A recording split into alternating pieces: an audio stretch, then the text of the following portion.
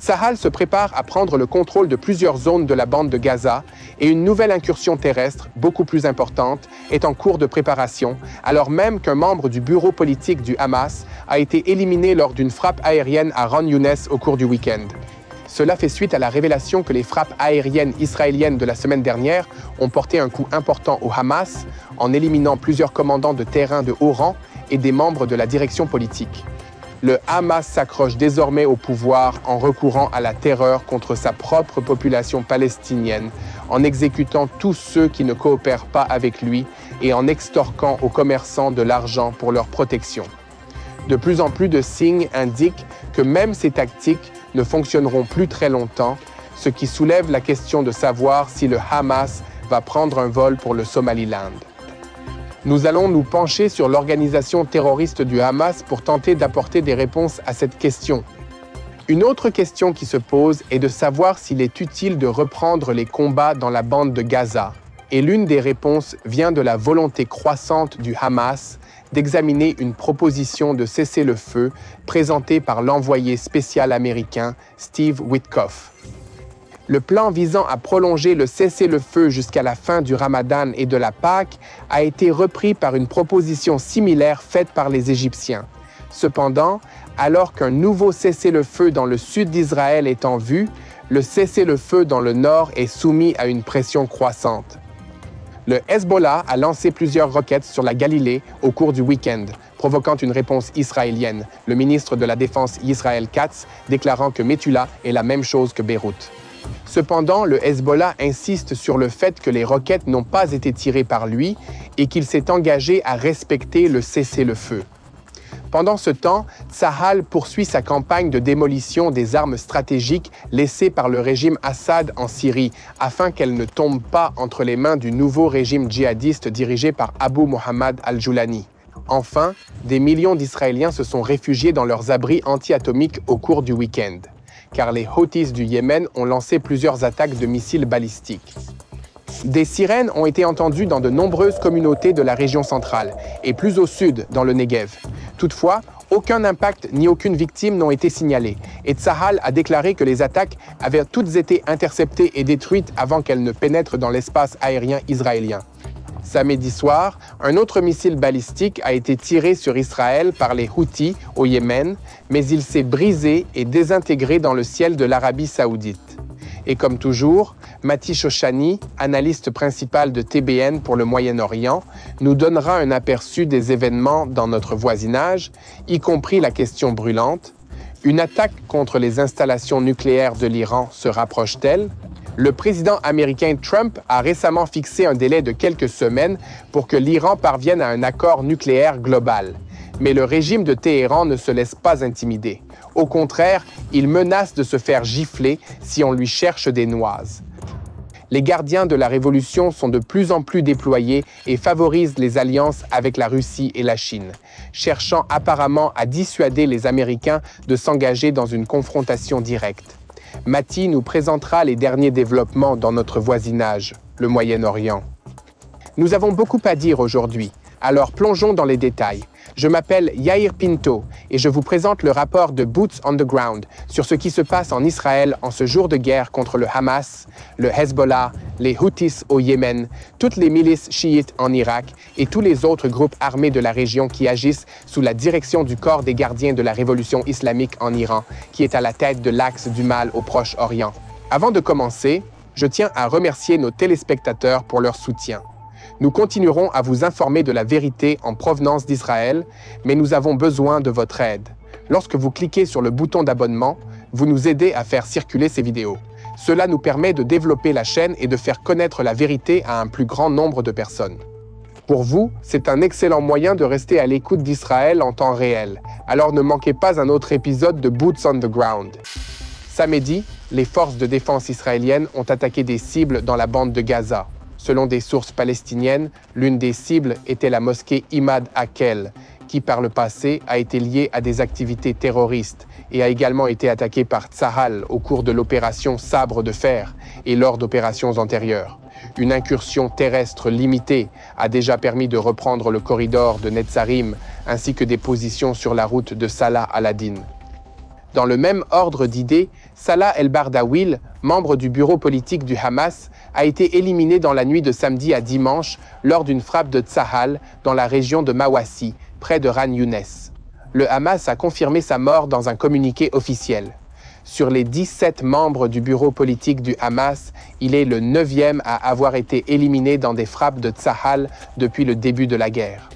6 autres, dont Khalil El-Hayya et Razi Hamid, ont quitté la bande de Gaza avant le début de la guerre. La semaine dernière, Issam Adalissis, le premier ministre fictif du Hamas, a été éliminé. Il s'agit peut-être du coup le plus dur subi par le Hamas jusqu'à présent dans la nouvelle campagne de Tsahal, mais ce n'est pas le seul. Cependant, le Hamas riposte également, avec notamment 3 roquettes tirées sur Tel Aviv en Israël depuis la bande de Gaza jeudi. Vendredi, 2 autres roquettes ont été tirées en direction de la ville israélienne d'Ashkelon. La plupart de ces roquettes ont été interceptées, les autres tombant dans des zones ouvertes. Des sources de renseignement ont déclaré au Wall Street Journal que même aujourd'hui, après le cessez-le-feu, le Hamas continue d'économiser des munitions pour les roquettes à longue portée.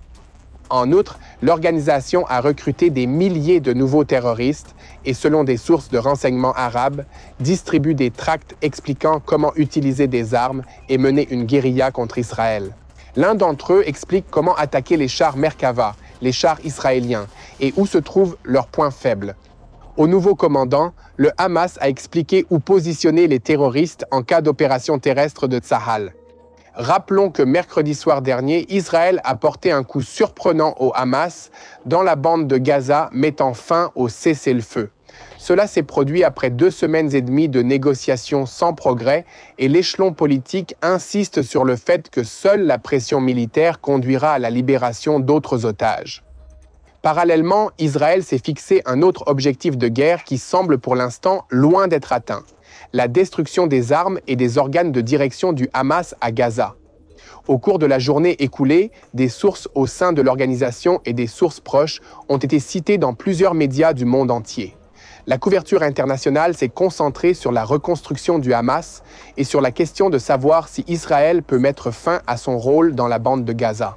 Selon des sources du Hamas citées par Reuters, tout au long de la guerre, l'organisation a essayé de développer de nouvelles stratégies. Par exemple, lorsque Yehia Sinwar a été éliminé par les Tsahal, le Hamas a opté pour une direction par un conseil directeur afin d'éviter de dépendre d'une seule personne, et pendant ce temps, alors que son arsenal de roquettes diminuait, il s'est concentré davantage sur la guérilla. Lorsqu'Israël a démontré sa capacité à pénétrer électroniquement pour obtenir des renseignements, les éléments militaires et civils de l'organisation, le Hamas, ont commencé à utiliser des notes sur papier et des courriers humains. Dans ce contexte, le Hamas continue de terroriser les habitants de Gaza.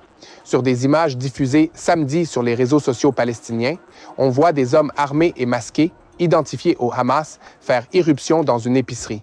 Les hommes masqués menacent les vendeurs et les clients, les battent et frappent la porte avec leurs armes. Ils ont également détruit la caisse enregistreuse. Plus tôt dans la journée de samedi, dans le quartier de Sajaya, des tracts de Tsahal ont été dispersés, appelant les habitants à évacuer immédiatement les lieux et à s'en éloigner le plus possible, car il s'agit d'une zone de combat dangereuse. Dans la région de Beth Laria, de nombreux habitants de Gaza ont quitté le quartier d'El Shima pour s'abriter dans les écoles de la ville. Mais selon des sources palestiniennes, les personnes évacuées qui sont arrivées à Dir el-Balak, au centre de la bande de Gaza, se sont plaintes que les terroristes du Hamas les avaient chassées d'une école où elles voulaient s'abriter. Par ailleurs, vendredi, l'appareil de sécurité intérieure du Hamas a annoncé l'exécution par peloton d'exécution d'un Palestinien soupçonné de collaborer avec les services de renseignement israéliens et de fournir des informations sur des lieux qui auraient conduit à l'élimination de terroristes. Pendant ce temps, les médias palestiniens ont fait état, tout au long de la journée de samedi, d'une vague de frappes dans la bande de Gaza, faisant état de près de 20 morts. Récemment, des sources au sein du Hamas ont déclaré à plusieurs reprises que l'organisation était prête à abandonner le pouvoir civil dans la bande de Gaza, mais pas ses armes. Elles ont également déclaré aux médias que les dirigeants du Hamas n'avaient pas d'autre choix que de rétablir la réalité de la bande de Gaza telle qu'elle était avant le 7 octobre, afin qu'elle puisse respirer à nouveau. Ensuite, il remettra le pouvoir à l'autorité palestinienne ou à un gouvernement convenu dans le cadre d'un accord national palestinien. Selon les sources, le Hamas a d'autres cartes à jouer que celles des otages, mais elles n'ont pas précisé lesquelles. Avant de poursuivre avec un examen plus approfondi des mises à jour diplomatiques à la suite des combats dans la bande de Gaza et de ce qui se passe en coulisses entre les États médiateurs et Israël, je tiens à vous demander de continuer à diffuser la vérité et surtout d'unir vos prières pour la paix à Jérusalem. Si vous voulez nous aider, cliquez sur le bouton s'abonner. Un porte-parole du Hamas a déclaré samedi que les contacts au Caire en vue d'un cessez-le-feu et d'un nouvel accord sur les otages se poursuivaient malgré la reprise des combats dans la bande de Gaza jeudi. Dans une déclaration au journal qatari El Arabi El Jadid, le porte-parole a démenti les affirmations de l'émissaire américain Steve Witkoff, selon lesquelles le Hamas insiste pour continuer à faire la loi dans la bande de Gaza. Cette source a notamment déclaré que le mouvement est prêt à tout changement de gouvernement à condition qu'il soit acceptable par l'accord. Nous ne sommes pas intéressés par une participation au gouvernement et nous avons donc accepté de former une conférence pour soutenir Gaza. Nous n'avons aucune aspiration gouvernementale et nous voulons un large consensus. Il convient de rappeler qu'au cours du week-end, le Hamas a annoncé qu'il examinait la proposition de pont américaine en vue de renouveler le cessez-le-feu à Gaza, alors même qu'Israël intensifie son offensive militaire dans la bande de Gaza. Le projet de pont présenté la semaine dernière par l'envoyé spécial américain Witkoff vise à prolonger le cessez-le-feu jusqu'en avril, après le Ramadan et la Pâque, afin de laisser le temps de négocier un cessez-le-feu permanent. Des sources égyptiennes ont déclaré à Reuters que, pour la première fois, le Caire avait également proposé un plan comprenant une proposition de libération des otages ainsi qu'un calendrier pour le retrait complet d'Israël de la bande de Gaza avec des garanties américaines. Selon ces sources, les États-Unis ont donné une première approbation au programme et le Hamas et Israël devraient y répondre dans les prochains jours. Dans le même temps, le ministre israélien de la Défense, Yisrael Katz, a déclaré que les forces de défense israéliennes intensifiaient les frappes aériennes, terrestres et navales et qu'elles s'efforçaient de déplacer les civils vers la partie sud de la bande de Gaza. Il a ajouté qu'Israël poursuivrait l'opération jusqu'à ce que le Hamas libère d'autres otages et soit complètement vaincu. Cela pourrait prendre un certain temps car les sources de sécurité en Israël et au Hamas estiment que l'organisation terroriste peut observer les pertes de ses principaux dirigeants et poursuivre la bataille pendant encore de nombreuses semaines, voire plus longtemps. Toutefois, il est beaucoup moins certain que la population civile de Gaza puisse continuer à vivre dans ces conditions pendant encore longtemps. L'Office de secours des Nations unies pour les réfugiés de Palestine dans le Proche-Orient, l'UNRWA, a prévenu qu'il ne restait que 6 jours de farine dans la bande de Gaza et que l'approvisionnement en aide avait complètement cessé depuis la reprise des combats. Malgré le rôle de l'organisation dans la prise en charge des civils palestiniens, rappelons que Tsahal a déjà prouvé le lien entre l'Agence des Nations unies, l'UNRWA, et l'organisation terroriste palestinienne Hamas. Par ailleurs, l'ambassadeur américain aux Nations unies, Borti Sher, a déclaré la semaine dernière au Conseil de sécurité que le Hamas portait l'entière responsabilité de la guerre en cours dans la bande de Gaza et de la reprise des combats. L'envoyé spécial de Donald Trump au Moyen-Orient, Steve Witkoff, s'est entretenu vendredi avec le journaliste américain Tucker Carlson sur son podcast et a abordé la situation en Israël de son point de vue.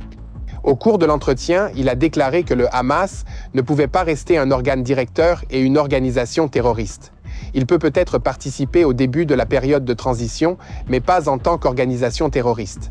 Il a également abordé le rôle d'Israël en déclarant qu'une grande partie de ce que nous pouvons faire aujourd'hui est due au fait que Netanyahou, le premier ministre israélien, a coupé la tête du Hezbollah et du Hamas.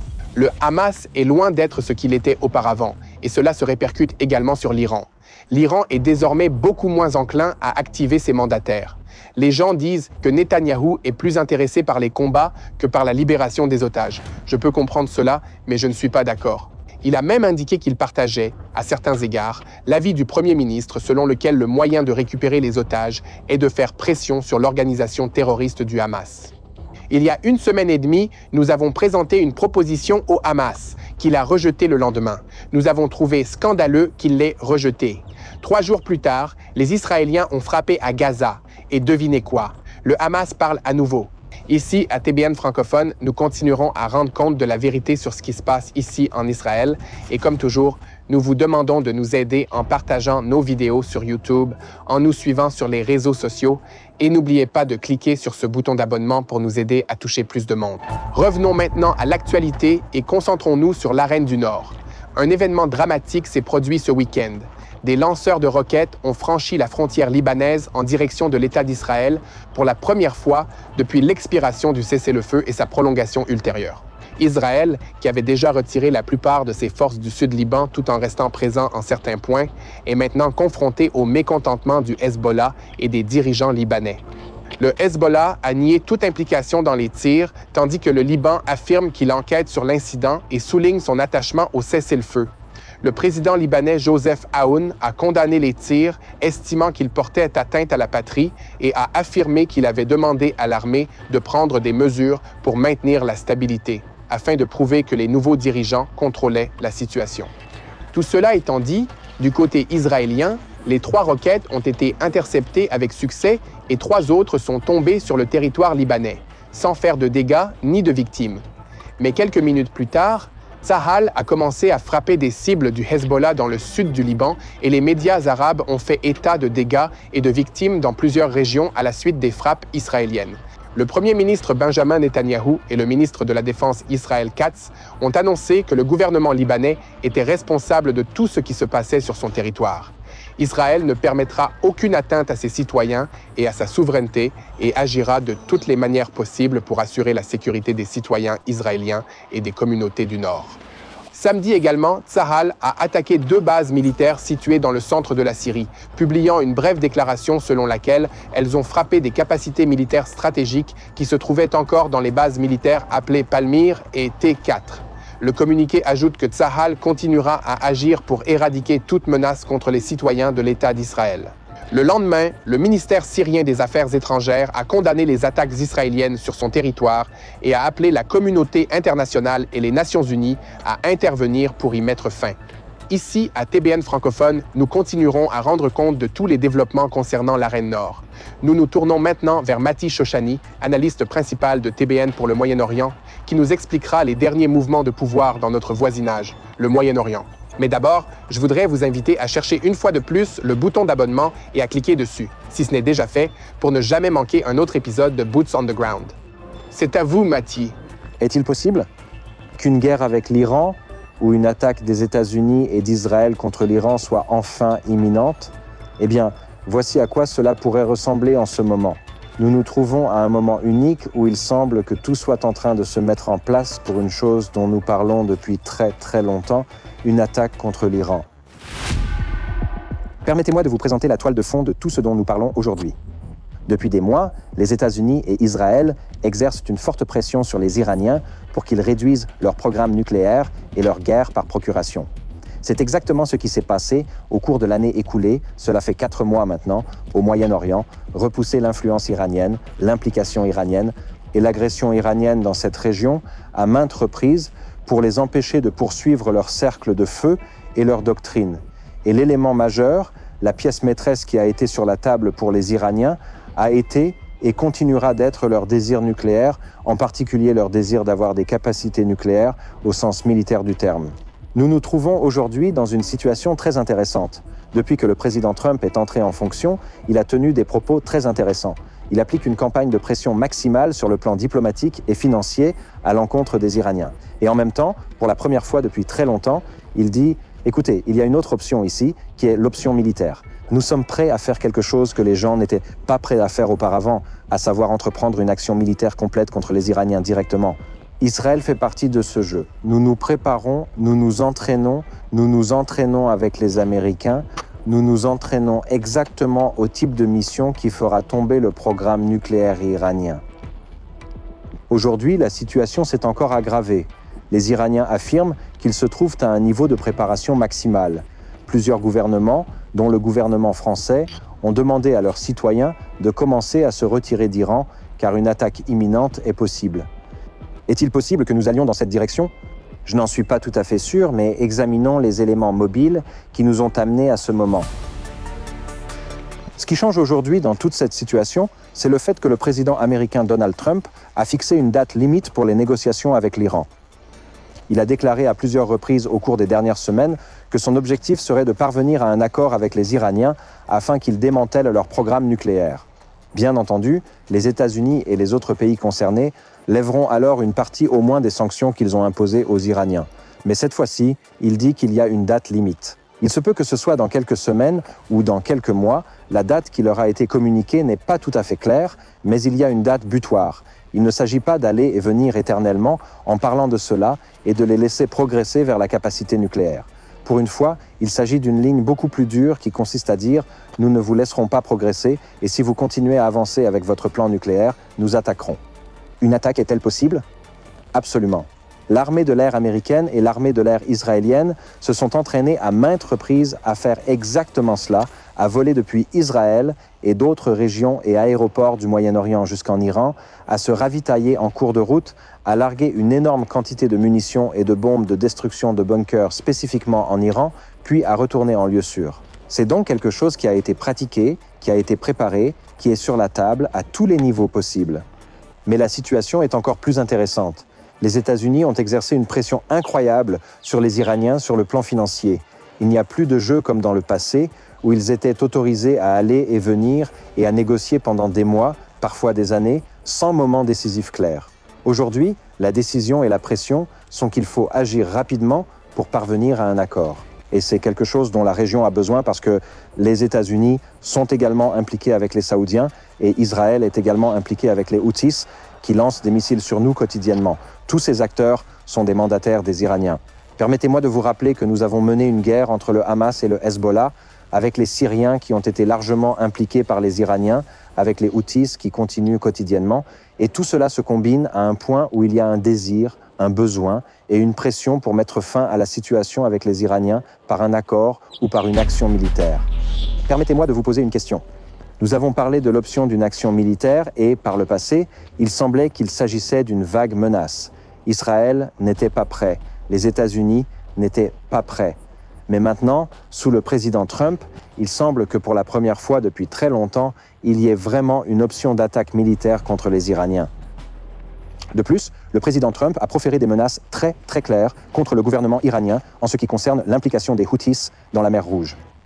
Permettez-moi de vous rappeler que depuis des mois, en fait depuis plus d'un an, les Houthis, dans toute cette région et tout au long de cette guerre, ont lancé des attaques contre des navires traversant la mer Rouge et déstabilisé cette région, affaiblissant ainsi la position des États-Unis et d'Israël dans cette région.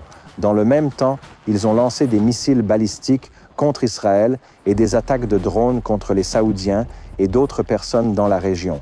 Les États-Unis ont dit, et plus précisément le président Trump s'adressant aux Iraniens, que nous vous tenions pour responsables de tout ce que font les Houthis. Chaque balle des Houthis est une balle iranienne. Donc si vous réunissez tous les facteurs, les États-Unis ont vraiment mis la pression sur les Iraniens et il y a peut-être quelque chose que nous ne savons pas. Si vous regardez la déclaration du gouvernement français qui évacue ses citoyens d'Iran par crainte d'une attaque imminente, c'est peut-être l'indice dont nous avons besoin pour comprendre à quel point nous sommes proches d'une attaque. Cette attaque aura-t-elle lieu dans quelques jours ou dans quelques semaines? Nous ne le saurons pas.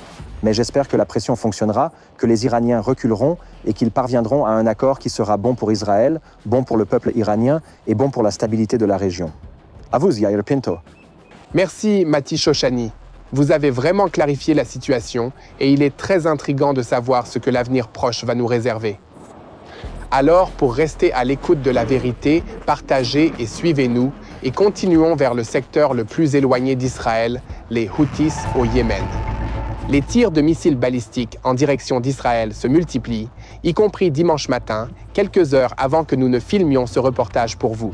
Dans tout Israël, alors que les gens se rendent à leur travail et à leurs enfants, les sirènes ont commencé à retentir et ont été entendues lorsque l'armée de l'air a intercepté un missile lancé depuis le Yémen.